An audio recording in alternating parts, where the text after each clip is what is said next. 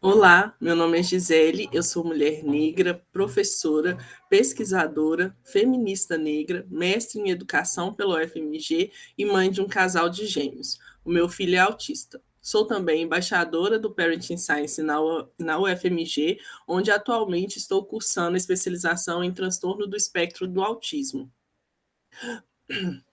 Desculpe, sou moradora de Contagem, e estou usando efeitos visuais como pano de fundo na minha apresentação. É uma parede marrom e plantas em cima de uma mesa. Estou vestindo uma blusa azul, tenho os cabelos pretos cacheados na altura do ombro e usando um batom rosa. Bom dia, meu nome é Cristina Santos, eu sou psicóloga, sou trabalhadora do IFNMG Campus Araçuaí, no Nordeste de Minas, sou uma mulher negra, estou de rabo de cavalo, uso brincos pendentes, uso óculos com aros brancos, estou usando um batom marrom, vestindo um vestido preto com detalhe verde. Estou usando efeitos visuais com um fundo ambientado numa sala de estar com plantas ao fundo. Sou uma mulher que estuda autismo, feminismo e outras teorias ligadas ao enfrentamento à violência contra a mulher. Sou mãe sou mãe de 2 filhos, sendo que um deles é um adolescente que está no espectro autista. Então, pessoal, inicialmente eu quero cumprimentar e agradecer ao movimento Parenting Science, né, pela promoção do 4º Simpósio Brasileiro sobre Maternidade e Ciência, evento que nos permite ampliar e debater sobre maternidade e parentalidade na universidade e na ciência em nosso país. E por meio da exposição dos trabalhos em vídeo pôster, permite a acessibilização desse conteúdo das apresentações. Quero agradecer também minha parceira de pesquisa e minha amiga pessoal, Maria Cristina, por trilhar comigo os caminhos reflexivos da temática que apresentamos a seguir. Bom, o nosso trabalho está ancorado na autoetnografia como método para trazer nossas vivências, experiências e memórias pessoais, seja como mulheres negras, seja como mães atípicas e pesquisadoras. E isso em interconexões da nossa própria vida com o tema estudado. É o que defende, né, Albuquerque Diniz. Tecemos e embasamos nossas reflexões e argumentos nos estudos sobre maternidade e na teoria feminista negra de caráter interseccional, por entender que esse referencial vai conseguir dar conta da temática que a gente está trabalhando. A partir da interseção de raça e classe, as feministas negras nos conduzem à reflexão e percepção das diferentes formas de opressão e dos impactos das subjetividades de mulheres negras, ao demonstrar que, como mulheres, não partilhamos da mesma condição de gênero. Contudo, a vivência da maternidade atípica nos coloca uma distância ainda maior, e sozinho esse marcador não dá conta de explicar nossa forma de ser e estar no mundo. Pandemia, maternidade atípica, pesquisa. Cada marcador desse é um universo. E também por esse motivo, resgatar o contexto da pandemia da Covid-19 nesse trabalho é tão importante. Originada da preocupação, né, sobre visibilizar questões da conjuntura social, especialmente as assimetrias sociais de raça, gênero, classe e deficiência em interseção à produção científica, guiamos-nos pela seguinte pergunta: maternidade atípica, formação acadêmica e produção científica na pandemia da Covid-19. Há parênteses? Bom, a princípio, as questões delimitadas podem suscitar a impressão de que o conteúdo possa estar amplamente debatido na literatura. Porém, as experiências individuais e coletivas demonstram que há muitos parênteses a serem visibilizados, e este é o momento certo para fazermos isso. Então, no contexto do Brasil naquele momento, né, o contexto político e social de negacionismo em sua instituição máxima à frente da gestão do país, nos mostra a ausência de um consenso entre algumas instâncias federativas referente às orientações sanitárias para enfrentamento da pandemia. Isso quer dizer, de acordo com Birman, que essa dupla mensagem causava confusão e contribuía com ações de boicote ao isolamento social. Assistimos, então, a um aprofundamento das desigualdades sociais que lançou, sobretudo, a classe trabalhadora à própria sorte. Diante desse contexto, o desamparo mostrou sua face mais cruel. A desigualdade na distribuição do trabalho de cuidado e, a partir disso, como mulheres negras, em particular, foram afetadas.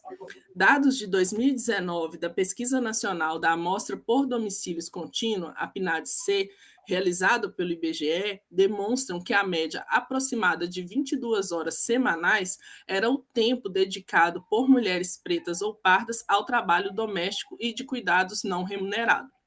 Esse abismo se aprofunda quando analisamos as diferenças por renda domiciliar per capita, pois isso impacta diretamente nas desigualdades entre mulheres, uma vez que permite acesso diferenciado, por exemplo, à contratação do serviço de creches ou trabalho doméstico remunerado.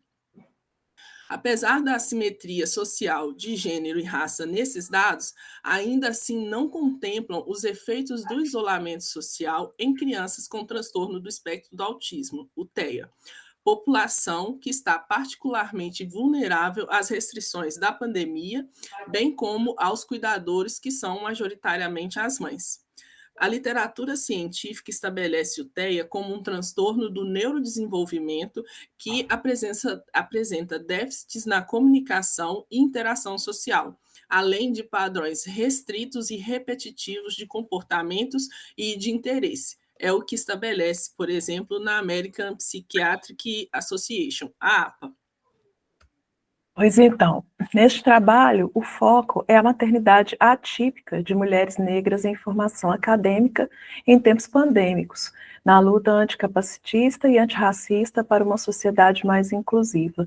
Como mães, queríamos acolher e auxiliar nossos filhos na compreensão micro dos tempos complexos que ocorreram inesperadamente nesse país.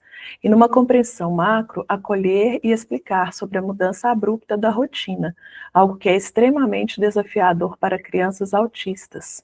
Mas também queríamos estudar e desenvolver nossas pesquisas, e por isso estar em casa não significou mais tempo para isso.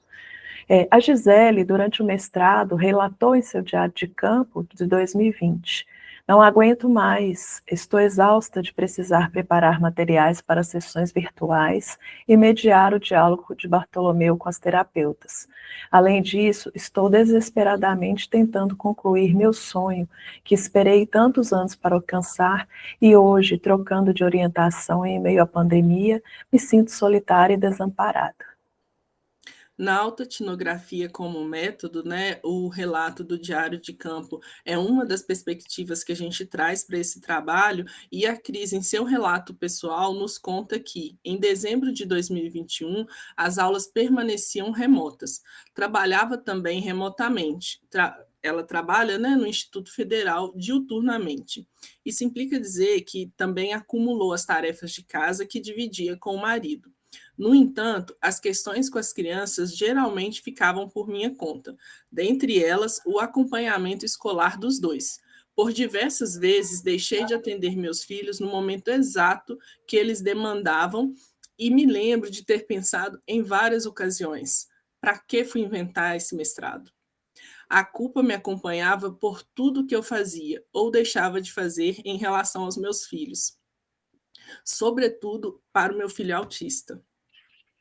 Então, impactos semelhantes estão na carta publicada na revista científica Science pelo movimento Parenting Science, em 15 de maio de 2020. Na carta, o movimento chama a atenção e centraliza o debate nas consequências negativas para a carreira de mulheres que são cientistas, pesquisadoras e mães, frente aos impactos da Covid-19 na vida cotidiana, de acordo com Stanisławski e colaboradores, 2020. Já não bastasse essa constatação tão dura, né? Outra percepção refere-se à lacuna na literatura sobre a realidade da sobrecarga materna nas famílias atípicas. Visto que às mães não cabia mas apenas o trabalho de reprodução social, o trabalho remunerado e intelectual, mas também cumprir o papel de oferecer suporte restrito aos filhos autistas, mediando aprendizado, trabalhando para preservar as habilidades já adquiridas e enfrentando crises, que são comuns nos quadros de transtornos do espectro do autismo, intensificadas pelo isolamento social, de acordo com Pontes e Araújo, em 2022. Entre os achados do presente estudo, o caráter familista do cuidado ocupa as nossas primeiras constatações. Outro ponto, a literatura é unânime ao apontar o trabalho do cuidado, exercido em grande parte por mulheres mães, e nós estamos entre elas. De acordo com Pontes e Araújo, constatamos ainda que nos cuidados assumidos na maternidade atípica, as mães tendem a apresentar maior risco de crise e estresse parental em relação aos pais. Por último, ao pensarmos em políticas públicas de cuidado, evidencia-se a ausência do Estado, seja em termos de recursos para cuidado com os filhos, seja no investimento em medidas que oferecessem suporte às mães. Além disso, os serviços disponíveis, ainda mais restritos à época, não consideravam as mães como público desse cuidado. Concluímos que, atualmente, as pesquisas sobre produção científica de mulheres e sobre o trabalho invisível e não remunerado que nos afeta vêm ganhando projeção e gerando debates urgentes e fundamentais. Não se pode pensar em igualdade de direitos sem a garantia de que homens e mulheres possam ocupar os espaços sociais, acadêmicos e políticos de forma equânime. Desse modo, voltar o olhar para a realidade de mulheres negras, partindo de suas próprias experiências, é uma forma de romper com a estrutura que nos invisibiliza e dar voz ao conhecimento produzido por grupos historicamente silenciados e subalternizados. Sabemos que olhar para as nossas vivências individuais e isoladas não produz pensamento ou teoria social. No entanto, ao ampliarmos a análise às vivências e relações com a sociedade, conseguimos problematizar individual e coletivamente a emergência de questões sociais que foram escancaradas na pandemia.